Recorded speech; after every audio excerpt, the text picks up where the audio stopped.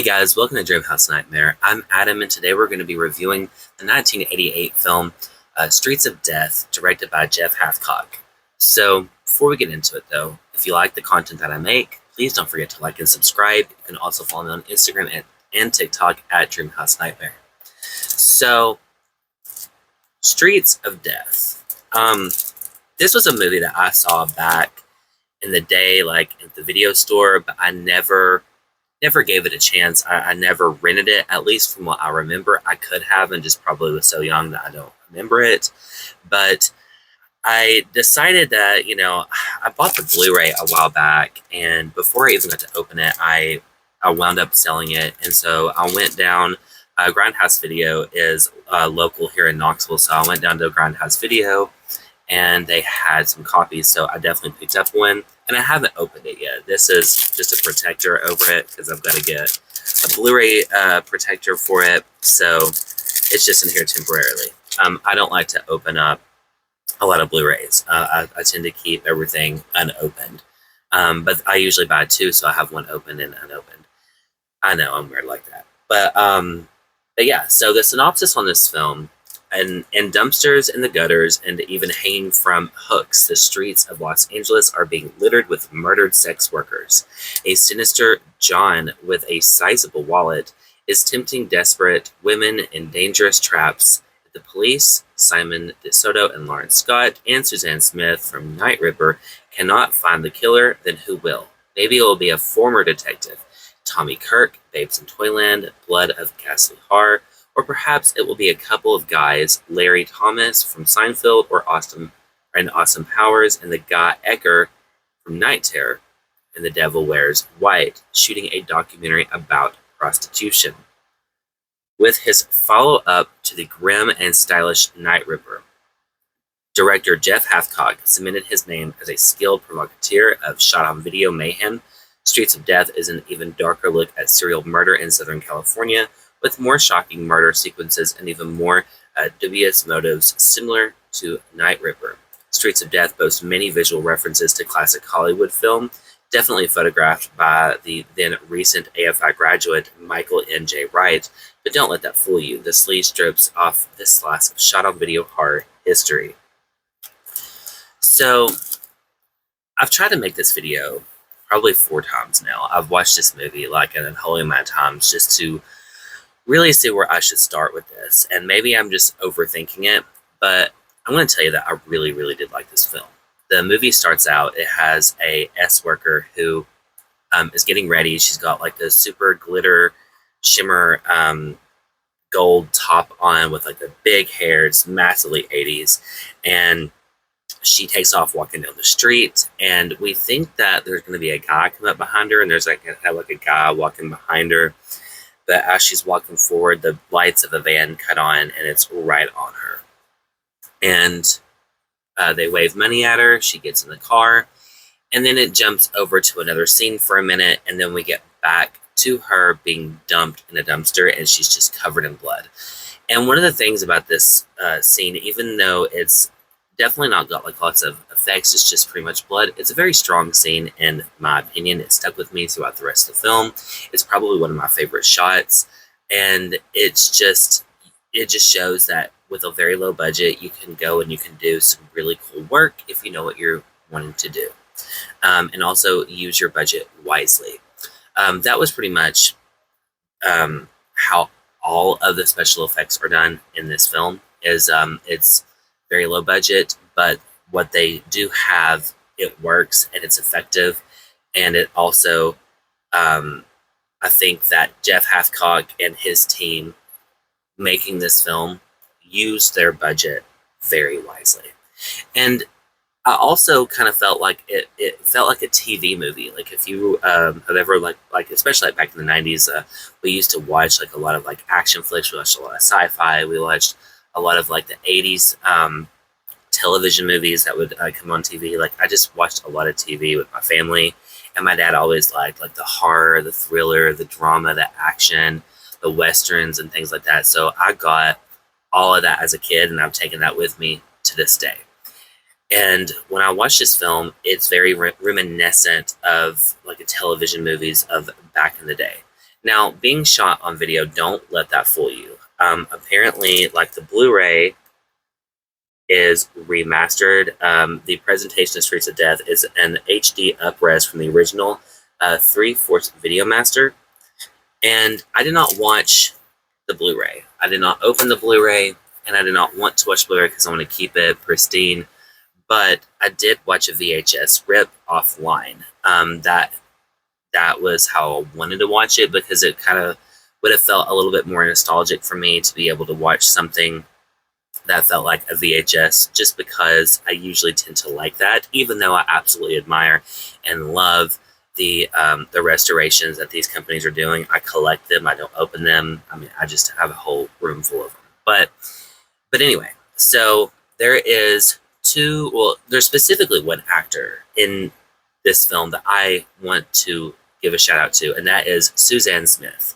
So the cast part of the film, we have Tommy Kirk as a disgraced cop, ex-cop Frank Phillips, the ex-cop Frank Phillips. And my only thing with him is he does tend to overact a little bit. He's a little bit dramatic, probably more like theater instead of film, but I mean, I could be wrong. But then we also have Suzanne Smith as undercover vice cop Kelly Anderson, and Lawrence Scott as detective Grant Jordan. So throughout the film, we get kind of a love story between Suzanne Smith and Grant Jordan. She goes undercover as a S worker on the streets to help uncover who is killing these girls. Now, the way that this film is set up, the guys tend to lure the girls into their van, and it's like a white grapist van. And what they do is they basically take them to a secluded area, tie them up, and they film them killing the S worker, and they sell those tapes for money. And according to the story, they sell it in Mexico, and there's a middleman who was paying for them and then sending them over there. So that's kind of important for later. Now, it's the same formula throughout the film. We get a little bit of, in the very first film, we get like the kill of one of the S workers. We get a little bit of the story with the detectives. We get another S worker. And on the second S worker, it was a little bit like, ooh, like, where's this film going to go? Because they wave like $500 in her face, and she's like, oh, like, I'm going to give you a trip around the world. And then we pop over to like another scene, and she's tied up, naked. It doesn't really show anything, just like the backside, and we see that he has a drill, and we don't see the drill do what it's about to do, but instead it cuts away, and it just kind of shows her screaming while she is being gagged. And the thing about that is that I like films that don't show everything a lot, because it leaves a little bit more to the imagination, and this film does that perfectly. There's a lot of films out there that tend to not really do scenes like that, right? Like, if you're going to cut away from a kill scene, you've got to give it something later, like an oomph or something. And what they did do is they did something very memorable. There's an apartment building, and I guess it's like it looks like an apartment building, like motel building, and a guy comes out the window, he hears something, and her body has been dumped in an alleyway. Now, I don't remember, even though I've watched this like 4 or 5 times now, I don't remember if it does have nudity per se in this film. I don't think it showed her like that, but it definitely makes you think you did. Kind of like that Texas Chainsaw Massacre effect. You think you see all the gore, but you really don't. And you think you see a lot in this film, but it's just done very well, and you really don't. It does have the gore there, though, that's splashed on the victims. But what we see is that she has been drilled all over, and she has holes everywhere all in her, and the coroner says that she's been drained of all her blood. So they're filming those deaths and making snuff films. So this seems very, very familiar, and if you're wondering why, there's a movie called Vacancy out there that I think took a lot of inspiration from this film to that film. It's very apparent, even though probably somebody wouldn't admit to that. It's just very, very reminiscent of this film, Vacancy is. So yeah. As far as like the technical aspects of the film, like I said, it's shot on video. I love shot on video, and I'm going to tell you why. It definitely reminds me of a bygone era that we just don't have anymore. And you're able, what I've noticed from like major Hollywood pictures to shot on video is like you get a little bit more like the rural sense, like a rural shot on video film is going to show more of like what life was like in that era. When you have like the mainstream stuff, it tends to be like the sets and it's more Hollywood than it felt real, if that makes sense.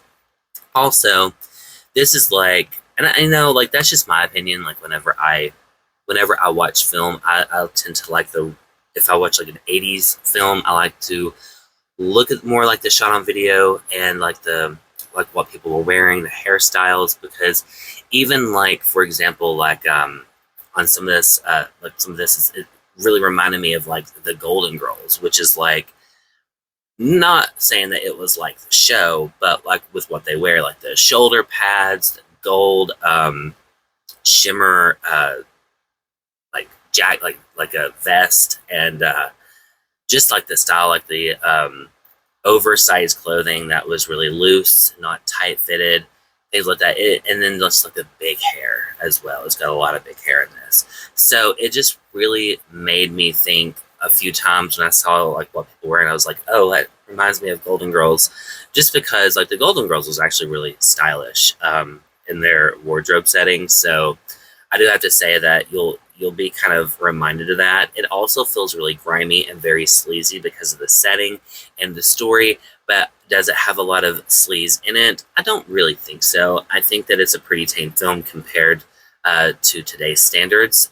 Probably back then it was a little bit more sleaze, but you're definitely going to get a feel that it's a little bit more sleazy just due to the story and the good filmmaking behind this. Now, there is some one-liners in here people have talked about online, and I didn't really notice it, but I guess it was I just probably did not pick up on the one-liners as much, but people have like quoted like different things on here, and they're like, oh, you know, like the dialogue is kind of campy. I was just really into the detective story of it and just really trying to uncover like what's really going on. So I really didn't notice that, which I'm kind of, you know, upset. I watched it like 5 times and I still didn't pick up on that. There's movies like The Last Slumber Party that I absolutely adore that have those one-liners that I just quote to this day. And I did not pick up on any of the one-liners, which unfortunately I wish I had, just because people were having a good time with that. Now, let's see. I also want to go into the acting and characters in it. So all of the S workers actually do a really good job. There is one that does kind of make her own beat while she is trying to dance and thinks that she's trying to seduce these men, but they're actually just about to tie her up and make a snuff film. It kind of drugged just a little bit in that scene. That's probably one of 2 scenes that I think had a little bit of like technical error, whether it be like editing or what they're doing in the film. The other scene that I have to point out is the detectives do uncover who is making the snuff films. They catch the middleman and they go after the 2 guys that are making these snuff films. Now, at the same time, we have the S, not the S worker, the undercover cop pretending to be a S worker. She chases one of them, and in this warehouse. And my only problem was, and I understand why, because it's not a big budget, so you have to do it carefully and you have to do it safely, and you also are limited to resources. But they have like a hook that's like one of those like remote control hooks where it kind of moves forward, and she presses it and it just slowly moves, and the guy turns around and just starts screaming for a minute, and it kind of lasts longer than it should, and it hooks into his face. And that was probably my only complaint. Good kill, but it was just too slow. I would have done a little bit of editing there just to kind of fix that up, but other than that, still a good story, still a good plot. There is multiple plots going on with each character. So the cop that is that it's a disgraced ex-cop, which is Frank Phillips in the film. He apparently killed a child by accident, and that's why he is no longer a police officer. He does tend to overact a little bit, but aside from his acting, the plot line is that he is trying to be a good cop again. He wants to be a cop. It's in his blood to be a cop. So he is working with somebody else to help uncover these guys, while we have the other two cops that are out in the streets that are trying to uncover who is doing this, with Kelly Anderson as the undercover cop, and then we have Detective Jordan, who is falling in love with her while he's watching her from a distance to make sure everything is still safe. At one point, she does get into a car with a guy who is nude, but he is covered up with a jacket, and she's trying to put him under arrest once he asks for something, and he opens up his jacket, and she chases him out of the car and through the streets, and he is running naked through the streets, which is actually a pretty comical scene. And it's just a little bit lightheartedness, but also it's just a pretty fun at the same time. And of course, she corners him and doesn't need any help, and they get him. But it was just overall a really fun movie. Yes, it's shot on video. Yes, it's low budget. They did everything they could with their budget to make it a good film. It's interesting. It's also, I think, relevant to today, because we do have a lot of people who are making films about snuff films. We just got a new Faces of Death movie out. We also,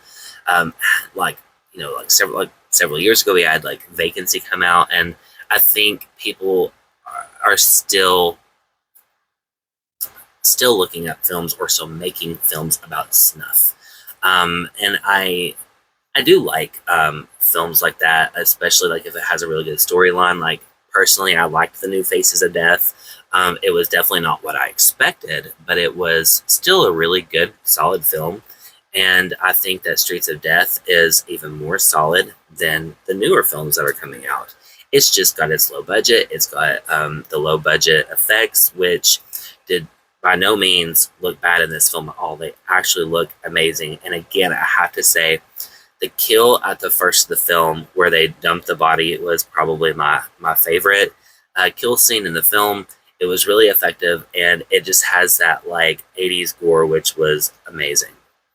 But all in all, I do have to give Streets of Death, I'm going to give it an 8 out of 10. And the reason I'm giving it so high is I truly enjoyed the film. I really liked the story. I like that every character had a backstory with them. I like that the effects, even on a budget, was actually still really, it was still really good, and it was still really, really effective in a sense. I also have to say that I really liked the characters. The acting was really good, and yeah, so I really can't say that there was too much bad about it. I mean, the acting was not Hollywood level by no means, but it wasn't stiff. They were acting, especially Suzanne Anderson, I believe that's her name. Yes. She was really, really good in this film, and I'm definitely going to go watch Night Ripper now, because it's also directed by Jeff Hathcock, and she's in it, and I'm going to see more from her. So, I mean, I don't really have too much to complain. And like I said, there are some people who have pointed out some of the dialogue. Maybe I was just too invested in the story that I missed that. So I'm not mad about that at all. But yes, check out Streets of Death from 1988, and go over there, pick up the Blu-ray. This is a movie I think everybody's going to enjoy.